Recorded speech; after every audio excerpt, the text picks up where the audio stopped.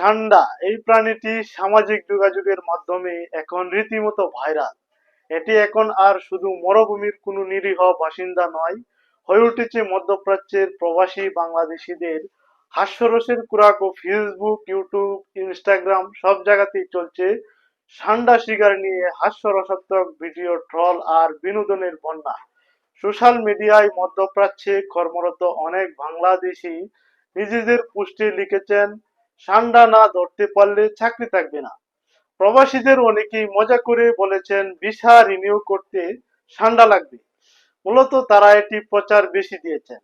তবে বিজ্ঞানের ভাষায় সান্ডা হচ্ছে ইউরোমেস্টিক গণের অধীনে পড়া একটি বর্গের টিকটিকি জাতীয় প্রাণী, যা দেখতে অনেকটাই গুইসাপের মতো হলেও বৈশিষ্ট্যর দিক দিয়ে বেশ আলাদা।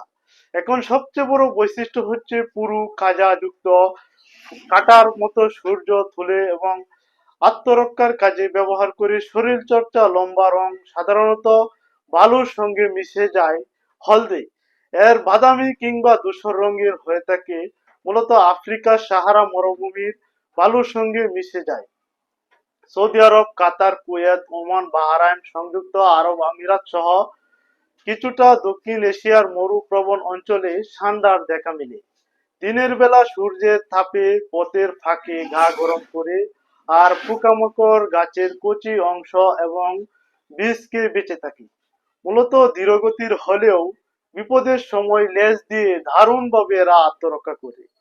হাদিসে বর্ণিত হয়েছে, মহানবী সাল্লাল্লাহু আলাইহি সাল্লাম বলেন, স্বয়ং তিনি নিজে কখনো সান্ডা খাননি, কিন্তু সাহাবায়ের আজমাইন কেরাম রাদিয়াল্লাহু আনহু তারা যখন খেয়েছেন, বিশেষ করে খালিদ বিন ওয়ালিদ রাদিয়াল্লাহু আনহু সান্ডা খেয়েছিলেন। নবী করিম সাল্লাল্লাহু আলাইহি সাল্লাম সেটি অনুমোদন করেছিলেন। হানাফি মাযহাব মতে এটি খাওয়া মাকরু, মালিকি, শাফি এবং হাম্বলি মাযহাব মতে এটি খাওয়া হালাল বিবেচনা করা হয়। মরুভূমির বেদুইনরা দীর্ঘকাল ধরে এটি প্রোটিন সমৃদ্ধ খাবার হিসাবে গ্রহণ করে আসছেন।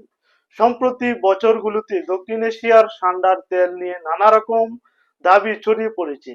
এর মধ্যে উল্লেখযোগ্য হলো এটি যৌন দুর্বলতা দূর করে এবং বাতের ব্যথার কাজে দেয়। কিন্তু এসব দাবির পেছনে কোনো বৈজ্ঞানিক ব্যাখ্যা নেই।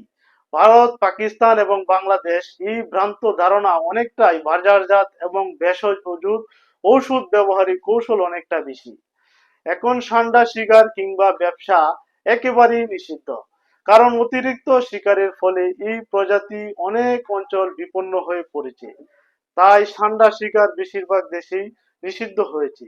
তবে এটা হাস্যরসক হিসেবে ফেসবুক, ইউটিউব, ইনস্টাগ্রামে, বিশেষ করে সৌদি প্রবাসী যারা কুয়েত, কাতার প্রবাসী, তারা এটা বেশি ছড়িয়েছেন।